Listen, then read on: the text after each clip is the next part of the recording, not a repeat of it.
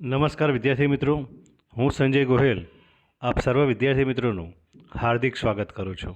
આજે આપણે ધોરણ 12 વિષય મનોવિજ્ઞાન પાઠ 5 મનોભાર અને સ્વાસ્થ્ય, જેમાં બોર્ડની પરીક્ષા માટે કેટલાક આઈએમપી પ્રશ્નો વિશે ચર્ચા કરીશું. વિદ્યાર્થી મિત્રો, આ વખતે બોર્ડની પરીક્ષામાં જે નવી પેપર સ્ટાઇલ છે તે મુજબ 5મા પાઠમાંથી વિભાગ એમાં 2 પ્રશ્ન, વિભાગ બીમાં 1 પ્રશ્ન, વિભાગ સીમાં 1 પ્રશ્ન અને વિભાગ ડીમાં 2 પ્રશ્ન 5મો પાઠ એટલે કે મનોભાર અને સ્વાસ્થ્યમાંથી આવશે. અને આમ કુલ 11 માર્ક્સનું 5મા પાઠમાંથી આવવાનું છે. વિદ્યાર્થી મિત્રો, આ વિડીયો લાઈક કરી દેજો અને અમારી યુટ્યુબ ચેનલને સબસ્ક્રાઈબ પણ કરી દેજો. પ્રથમ પ્રશ્ન, તબીબી સંભાળને કયા પ્રકારનું સંસાધન કહી શકાય? તો તબીબી સંભાળને ભૌતિક પ્રકારનું સંસાધન કહી શકાય. બીજો પ્રશ્ન, મનોભારના ઉદ્ગમ સ્થાનો કેટલા પ્રકારમાં વહેંચી શકાય? મનોભારના ઉદ્ગમ સ્થાનોને 3 પ્રકારમાં વહેંચી શકાય. ત્રીજો પ્રશ્ન, આંતરિક સહજ પ્રતિક્રિયા કઈ છે? રડવું એ આંતરિક સહજ પ્રતિક્રિયા છે. ચોથો પ્રશ્ન, મનોભારની અસરોનું સંશોધન કાર્ય કોણે અને ક્યારે શરૂ કરેલું હતું? તો હાન્સ સેલીએ ઈસવીસન 1956માં મનોભારની અસરોનું સંશોધન કાર્ય શરૂ કરેલું હતું. 5મો પ્રશ્ન, વ્યક્તિમાં રહેલી આવડતને કયા પ્રકારનું સંસાધન કહેવાય છે? વ્યક્તિમાં રહેલી આવડતને વ્યક્તિગત સંસાધન કહેવામાં આવે છે. 7મો પ્રશ્ન, માનસિક રીતે સ્વસ્થ જીવન જીવવા માટે વ્યક્તિએ શેમાં પરિવર્તન કરવું પડશે? તો દરેક વ્યક્તિએ સ્વસ્થ જીવન જીવવા માટે આપણી જે જીવનશૈલી છે એ જીવનશૈલીમાં પરિવર્તન કરવું પડશે, તો જ આપણે સ્વસ્થ જીવન જીવી શકીશું. 7મો પ્રશ્ન, માનવજાતને ભારતની અપ્રતિમ ભેટ કઈ છે? તો ધ્યાન અને યોગ, જે આપણને દરેક પ્રકારની બીમારીમાંથી આપણને મુક્ત કરાવે છે. 8મો પ્રશ્ન, સ્વજન તરફથી મળતી સહાય કયા પ્રકારનું સંસાધન કહેવાય? તો સ્વજન તરફથી મળતી સહાય એ સામાજિક સંસાધન કહી શકાય, કારણ કે સમાજ તરફથી આપણને સહાય મળે છે તેટલા માટે. 9મો પ્રશ્ન, વિશ્વ યોગ દિવસ ક્યારે ઉજવવામાં આવે છે? દર વર્ષની 21મી જૂને વિશ્વ યોગ દિવસ ઉજવવામાં આવે છે. 10મો પ્રશ્ન, અંગ્રેજી શબ્દ સ્ટ્રેસનો અર્થ જણાવો. સ્ટ્રેસ એટલે ભૌતિક પદાર્થ પર લાગેલ બાહ્ય બળ. 11મો પ્રશ્ન, મનોભારજન્ય પરિસ્થિતિમાં વ્યક્તિની પ્રતિક્રિયા કઈ હોય છે? મનોભારજન્ય પરિસ્થિતિમાં વ્યક્તિની પ્રતિક્રિયા લડો અથવા ભાગી છૂટો, એટલે કે સમસ્યાનો સામનો કરો અથવા તો સમસ્યાથી વિમુખ થઈ જાઓ, આ પ્રકારની પ્રતિક્રિયા હોય છે. 12મો પ્રશ્ન, મનોભારક કોને કહેવાય? મનોભારને ઉત્પન્ન કરનારા વૈવિધ્યપૂર્ણ બાહ્ય અને આંતરિક ઉદ્દીપકના સમૂહને મનોભારકો કહેવામાં આવે છે. એવા ઉદ્દીપકો કે જેના કારણે મનોભાર ઉત્પન્ન થાય તો એને કહેવામાં આવે છે મનોભારકો. 13મો પ્રશ્ન, સામાજિક સંસાધનો એટલે શું? સામાજિક આધાર, કુટુંબ, સ્વજનો, જ્ઞાતિ મંડળો વગેરે તરફથી મળતી સહાય અને વ્યવસાયિક સહાય વગેરેને આપણે સામાજિક સંસાધનો કહીએ છીએ. 14મો પ્રશ્ન, મનોભાર સામે આપવામાં આવતી શારીરિક પ્રતિક્રિયાનું ઉદ્ગમ સ્થાન કયું છે? તો મગજમાં આવેલું હાઇપોથેલેમસ. હળવા મનોભારમાં વ્યક્તિનું પ્રેરિત વર્તન કયું હોય છે?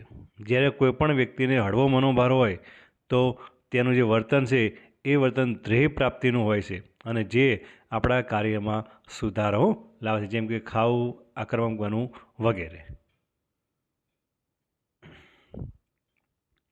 16મો પ્રશ્ન, યોગની ભેટ વિશ્વને કોણે આપી છે? તો ભારતના મહર્ષિ પતંજલિ ઋષિ અને અન્ય મહાન ઋષિ મુનિઓએ યોગની ભેટ વિશ્વને આપેલી છે. 17મો પ્રશ્ન, મનોભારના પ્રકારો જણાવો. મનોભારના 3 પ્રકારો છે. એક હતાશા, બીજું સંઘર્ષ અને ત્રીજું છે દબાણ. સંઘર્ષના પ્રકારો જણાવો. સંઘર્ષના 3 પ્રકારો છે: અભિગમન સંઘર્ષ, વિગમન સંઘર્ષ અને અભિગમન સંઘર્ષ. 19મો પ્રશ્ન, મનોભારનો સામનો કરવાના ઉપલબ્ધ સંસાધનો કયા કયા છે? તો ભૌતિક સંસાધનો, જેમાં નાણાં, તબીબી સંભાળ, ભૌતિક સુવિધા વગેરે. વ્યક્તિગત સંસાધનો, વ્યક્તિમાં રહેલી આવડત, કુશળતા, પરિસ્થિતિને પહોંચી વળવાની તેની સૂઝ.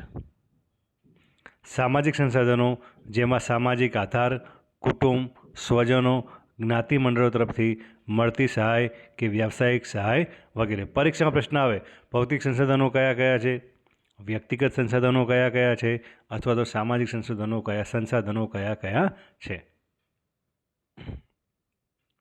20મો પ્રશ્ન, લેજારસે મૂલ્યાંકનના કેટલા તબક્કા આપ્યા છે, કયા કયા? લેજારસે મૂલ્યાંકનના 2 તબક્કા આપેલા છે, પ્રાથમિક મૂલ્યાંકન અને બીજું છે દ્વૈતિક મૂલ્યાંકન.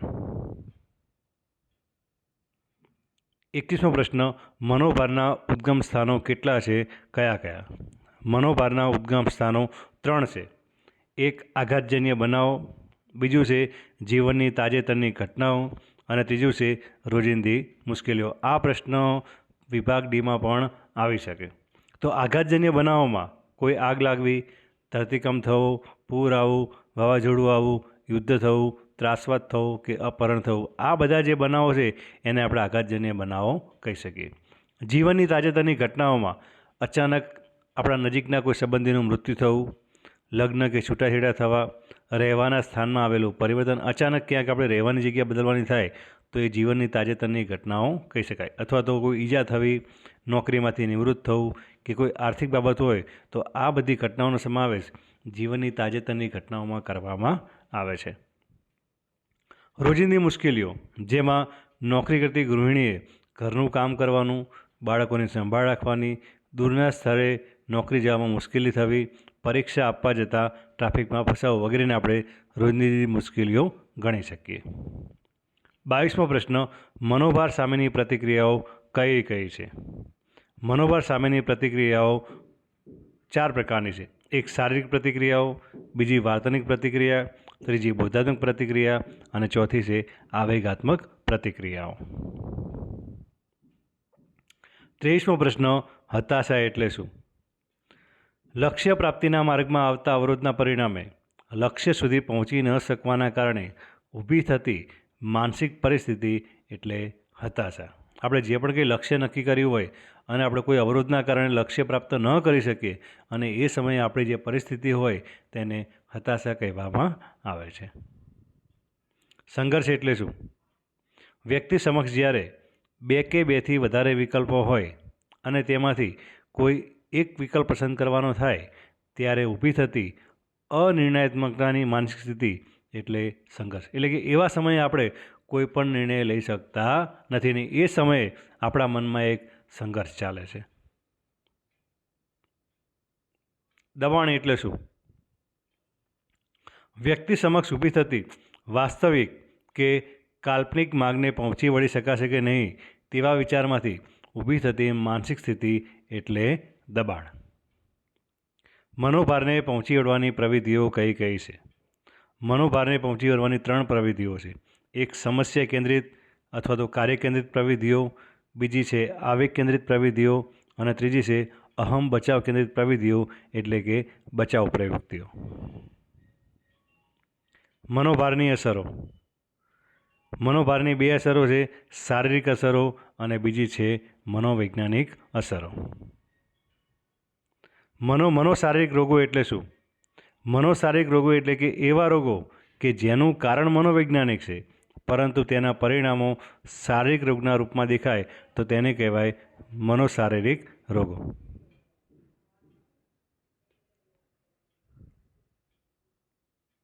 ઓગણત્રીસમો પ્રશ્ન, મનોભારને કારણે થતા મનોશારીરિક રોગો કયા કયા છે? તો હૃદય સંબંધી રોગો અને બ્લડ પ્રેશર, દમ, મધુપ્રમેહ, જઠરનું ચાંદુ અને મગજનો હુમલો, આ બધા મનોભારને કારણે થતા મનોશારીરિક રોગો છે. અને મનોભારની મનોવૈજ્ઞાનિક અસરોમાં ખિન્નતા, નિર્ણય પ્રક્રિયા પર અસર, સમસ્યા ઉકેલમાં ખલેલ અને સમાયોજનલક્ષી પ્રશ્નો.